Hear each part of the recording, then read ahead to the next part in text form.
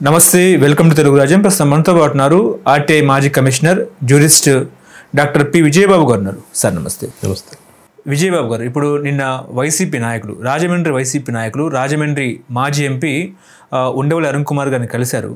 ఇప్పుడున్న తరుణంలో ఉండవల్లి అరుణ్ కుమార్ గారి లాంటి నాయకులు ఇప్పుడు వైసీపీకి అవసరం అంటారా? అదేవిధంగా అమలాపురం మాజీ ఎంపీ హర్ష కుమార్ గారి కొడుకు కూడా ఒక స్టేట్మెంట్ ఇచ్చారు, వైసీపీ పార్టీ అయితేనే సెట్ అవుతుంది నాకు అన్నట్టు కూడా ఆయన మాట్లాడారు. ఏం చెప్తారు సార్ దీని మీద? అంటే రాష్ట్రంలో రాజకీయ సమీకరణాలు అనేవి జాతీయ స్థాయిలో కానీ రాష్ట్ర స్థాయిలో కానీ ఎప్పటికప్పుడు సమీకరణాలు మారుతుంటాయి. తర్వాత కొన్ని ఇష్యూస్లో డిఫరెంట్ ఒపీనియన్స్ అనేవి కూడా ఉంటూ ఉంటాయి.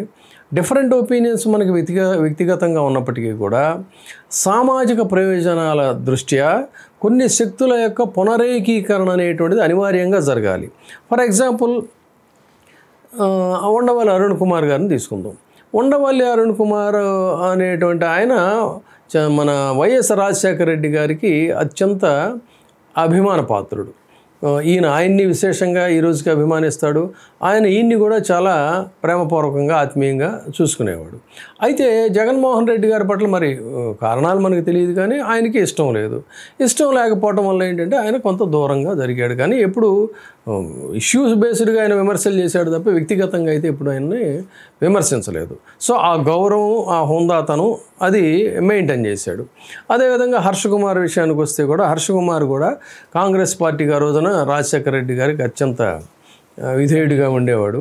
ఈయన పట్ల ఎందుకో ఆయనకి ఇది లేదు, దూరంగా జరిగారు. సరే, చాలా సంవత్సరాలు గడిచిపోయింది. కానీ ఇప్పుడు ఆంధ్రప్రదేశ్ రాష్ట్రంలో జరుగుతున్నటువంటి ఒక అరాచక పాలనని సాక్షాత్తు వాళ్ళు కూడా తీవ్రంగా వ్యతిరేకిస్తున్నారు. ఇటు వైసీపీ పోరాటం చేస్తూ ఉంది, ఇండివిజువల్గా వాళ్ళు వ్యతిరేకిస్తున్నారు. ఇలా నా ఒపీనియన్లో అయితే ఏంటంటే ఈవెన్ కమ్యూనిస్టులు సైతం మీకు వ్యక్తిగతమైనటువంటి డిఫరెన్సెస్ ఉన్నా కూడా రాష్ట్ర ప్రయోజనాల దృష్ట్యా, సామాజిక ప్రయోజనాల దృష్ట్యా కొన్ని శక్తులన్నిటినీ కూడా పునరేకీకరణ జరగాల్సిన అవసరం ఉంది. అదేవిధంగా మీకు వైసీపీతో కలిసి రావడం మీకు కమ్యూనిస్టులకు ఇష్టం లేకపోతే అంశాల వారీగా కూడా మీరు కలిసి ఫైట్ చేయాల్సిన అవసరం ఉంది. ఎందుకంటే మీరు తీవ్రంగా వ్యతిరేకిస్తున్నారు. విశాఖ ప్రైవేటీకరణ మీరు వ్యతిరేకిస్తున్నారు, ఆంధ్రప్రదేశ్లో జరుగుతున్న అనేక పాలసీస్ని మీరు వ్యతిరేకిస్తున్నారు. వైసీపీ కూడా ఈక్వల్గా పోరాటాలు చేస్తూ ఉంది. అలాంటప్పుడు కలిసి పని చేయాలి. ఫర్ ఎగ్జాంపుల్ ఇప్పుడు మేము విద్యార్థి నాయకులుగా ఉన్నప్పుడు విజయవాడలో చాలా తీవ్రంగా కమ్యూనిస్టులకి మాకు పోరాటాలు జరిగాయి. కానీ ఇష్యూ బేస్డ్గా మేము సామాజిక అంశాల మీద అంత తీవ్రంగా గొడవ పడినవాళ్ళం కూడా కలిసి పనిచేసేవాళ్ళం, కలిసి పోరాటాలు చేసేవాళ్ళం, ఐక్య కార్యాచరణ సమితి అనేటువంటి దీంతో. సో అట్లా మిగతా విషయాల్లో మళ్ళీ డిఫర్ అయ్యేవాళ్ళం. అంత క్లారిటీ, అంత మెచ్యూరిటీ అనేటువంటిది అవసరం. కాబట్టి అంశాల ప్రాతిపదికగా ఇవాళ కమ్యూనిస్టులు సైతం వైసీపీతో కలిసి రావాల్సినటువంటి అవసరం ఉంది. వైసీపీ సైతం వాళ్ళని ఆహ్వానించాల్సిన అవసరం ఉంది. ఇష్యూ బేస్డ్గా మీరు ఫైట్ చేయండి. ఎలక్షన్స్ వచ్చినప్పుడు అప్పటి సంగతి, అప్పటి పరిస్థితులు వేరు. ఎన్టీ రామారావు గారిని తీసుకుంటే ఒకే వేదిక మీద ఇటు బీజేపీని అటు కమ్యూనిస్టులను కూడా ఆయన కూర్చోబెట్టాడు. మరి అసలు బీజేపీను కమ్యూనిస్టులు అనేవాళ్ళు ఉత్తర దక్షిణ ధృవాలు కదా.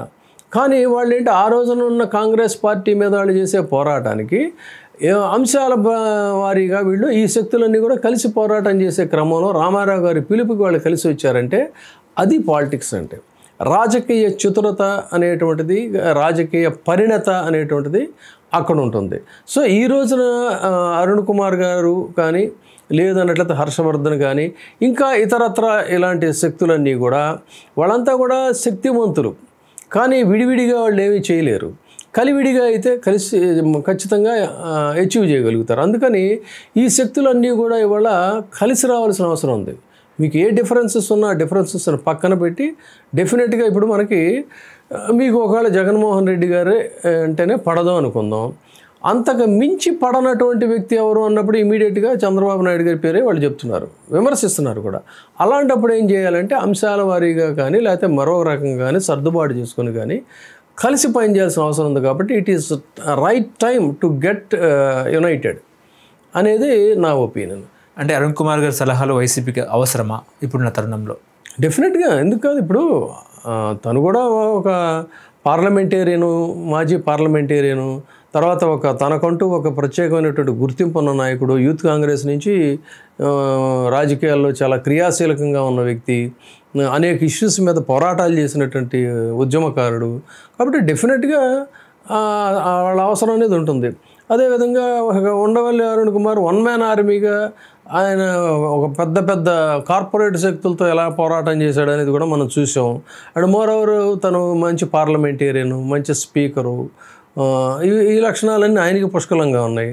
సో ఇట్లాంటి వాళ్ళు కలిస్తేనే మరింత కార్యక్రమాలకి ఒక అర్థం, పరమార్థం ఉంటుంది. హలో, తెలుగు రాజ్యం ఛానల్ చూస్తున్నారా? సామాజిక, రాజకీయ, జీవన చిత్రణే తెలుగు రాజ్యం. అతిశయోక్తులు, అసత్యాలు ఉండవు. రాజకీయ కోణం కాదు, ప్రజా కోణమే కొలబద్ద. తెలుగు రాజ్యం వీక్షణ మీ ఉత్తమ అభిరుచికి నిదర్శనం.